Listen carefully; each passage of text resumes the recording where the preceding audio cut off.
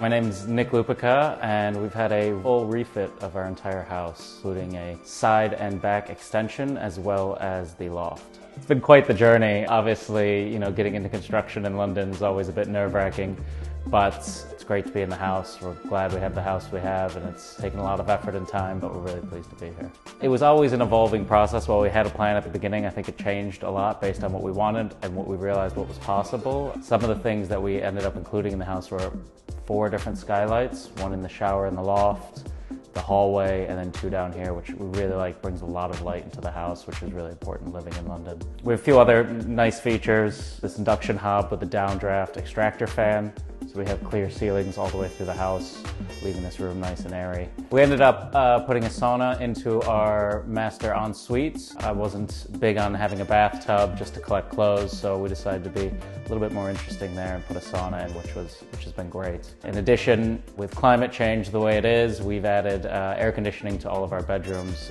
We figured, well, all the walls were out of the house and everything was gutted, it was the perfect time, and it's been a lifesaver for a hot start to the summer. One of the other features I think maybe we brought over from America, but I was very keen on having, which was a laundry chute. Seems a little ridiculous at the time, but it's a lifesaver. Instead of having to run clothes up and down the stairs, we have a nice little chute in our ensuite where we put everything that lands right in our laundry room. So we moved over from a 2-bed flat in Clapham, and this is much more spacious, as you can imagine, and it's really allowed us the ability to grow. We've since had a child, and it's really given us a lot of flexibility to have guests over from the States as well to stay with us for longer periods. Prestige was great. The guys on the ground are incredibly nice. I really enjoyed working them from day to day, and it's very weird being on the other end of it and not seeing them anymore because I did see them almost every day. But the team was great. They're really responsive, really considerate, and very communicative, which was really important for us. I mean, they were putting in long hours to get this done in time for the arrival of our child, so it was really well appreciated.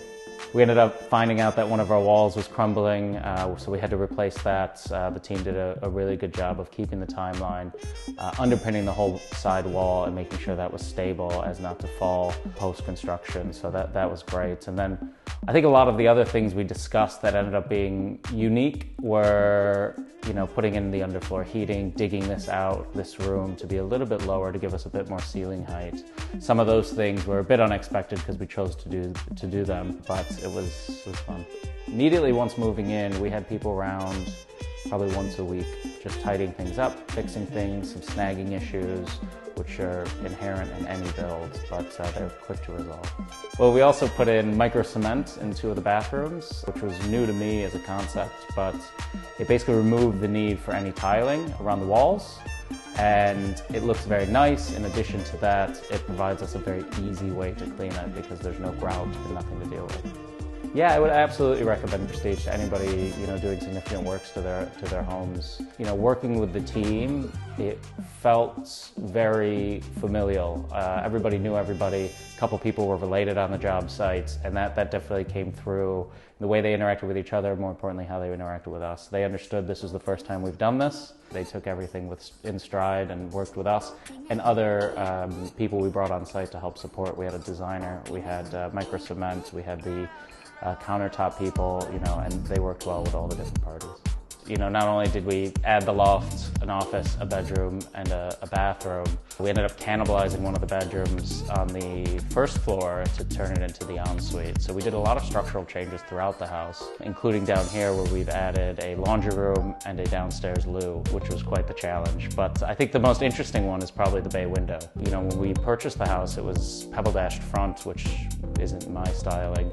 So we ended up asking for that to be removed, and upon removing it, we realized the structure of the bricks underneath were quite poor and needed to be replaced. We ended up coming to the decision to add in a bay window. The neighbors across the street have one, a 2-story bay window, but most of the houses on the street don't.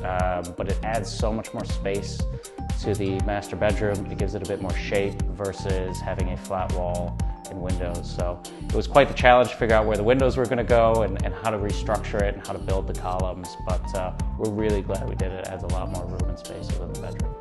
We took out all of the chimney breasts throughout the house. I think chimneys take up a lot of space within the bedrooms and the higher floors, and as we went up, we didn't want to have that lack of square footage. So once we removed all of it, we do still like the features and looks of having a chimney and obviously the heat in the winter. So we ended up building a fake chimney breast in the snug room by the kitchen to hide one of the structural beams, which was a really nice feature. And we ended up including bioethanol fireplaces. So there's no need for exhaust or chimneys. So it was a really nice, simple, elegant solution that kind of gives us everything we want. In our snug room, we added a TV, and one of the features I wanted in the house was to be able to watch TV from the kitchen while doing dishes or cooking. So we ended up putting a mount on the TV on the back of it so it pulls out and turns.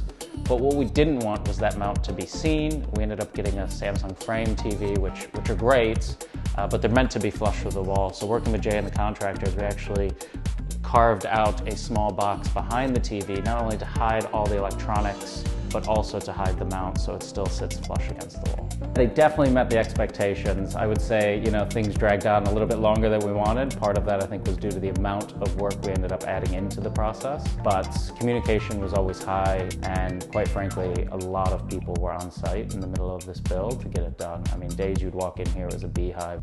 I think when I bring people around, the thing I talk about the most is downdraft extractor fan, instant boiling water tap, marble countertops, and our laundry chute.